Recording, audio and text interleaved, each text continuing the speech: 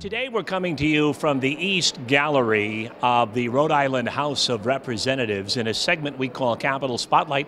We essentially put the spotlight on a member of the General Assembly and discuss some of the things they've been working on. It gives us a great deal of pleasure to welcome a woman back who's always answered our call.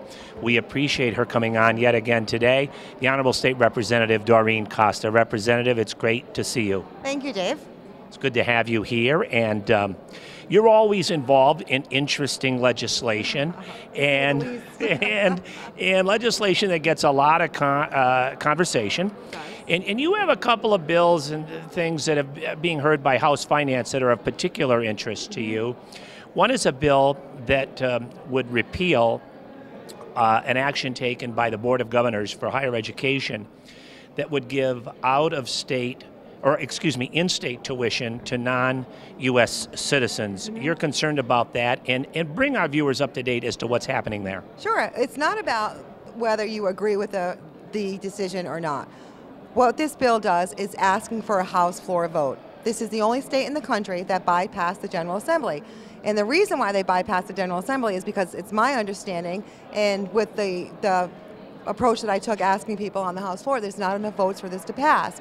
Well, if there's not enough votes for this to pass, bring it out there, let's be done with it.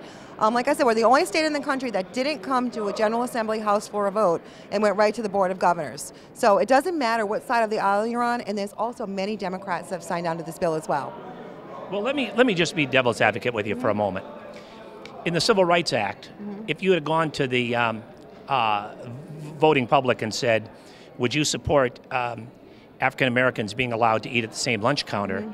That might not have passed either, but it was certainly the right thing to do in terms of in terms of integration. Let me ask you on a personal level, if a child was born to, let's say, illegal citizens of the United States, spent their whole life here, going to school here, graduating from a Rhode Island public school, and their parents still live here in Rhode Island, should a youngster get in-state tuition? No, absolutely not. Shame on their parents, okay? You broke the law. And what's unfortunate is that the children have to pay the consequences. I wish... So you're going to essentially punish the kids. Well, here it is, Dave. I wish there was a way, and I've talked to many of the children today down in House Finance. I want to help them become citizens here in the United States. It's got nothing about that. We want them here. We want them to go through the process. And I just wish there was a way that we can make this process easier and better, because we welcome them here with open arms. You know, again, I think the one thing that people can appreciate you is if you stand for nothing, you'll fall for anything. There's no question as to where you stand on this issue. And I respect that. You're very candid and very forthright. Except, I mean, there's worse things than young people could be doing than wanting to go to college. Right, but Dave, you have to realize, once they go to URI or they go to any school, okay, they can't get jobs. They can't get jobs because they don't have a Social Security number. Okay, I want to help them get here the right way. We have to speed up the process so these children do not suffer anymore. And that's what it comes down to. All right, do you think it would be a big problem? Do you think it's a big problem? Do you think there would be an inordinate number of young people applying to college that aren't documented? I absolutely do, 100%. Have any of the universities or colleges given you any input as to what they think the numbers are? No, unfortunately there are no numbers, okay? It's right now because this is we're just getting the numbers in. The colleges they do want the students there. I want the students there. I want them to succeed. And like I said, I want to help them any way that I can. My parents came from Italy. My dad was a shoemaker. Okay, one of the best shoemakers in the state. I used to go down and shine the shoes of anybody that went to my dad's shoe parlor, okay? And he did it the right way. Came here, learned the language, which these kids do know the language, so God bless them for that. And they're great kids. They're good kids. Let's help them through the process. Very interesting position. You're also involved as one of the minority party here with the Republicans. All 9 of us? As we are taping this today, as you can see, I voted. I voted. I just took my sticker off.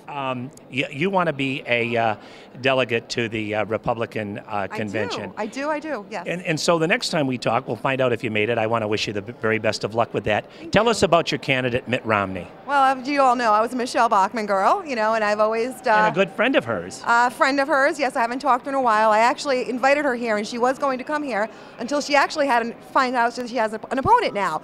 So the first thing you do is when you have an opponent is you need to stay in your hometown, and you need to stay in your state, and you need to campaign, and I totally understand that. So now I'm going to be supporting Mitt Romney, and hopefully he can get it done. On a 1 to 10 scale, how excited are you about your candidate? I'm up there. I'll be a 10, especially tonight. Well, I'll tell you what, I'm an 8 right now, and if he wins all this tonight, then I'm going right up to that 10. Listen, you're an outspoken person. We always appreciate you coming on. You're a dynamic speaker. Thank you so much for joining us today. Always a pleasure, Dave. Thanks. And thanks to you for watching Capitol Spotlight from the East Gallery of the Rhode Island State House.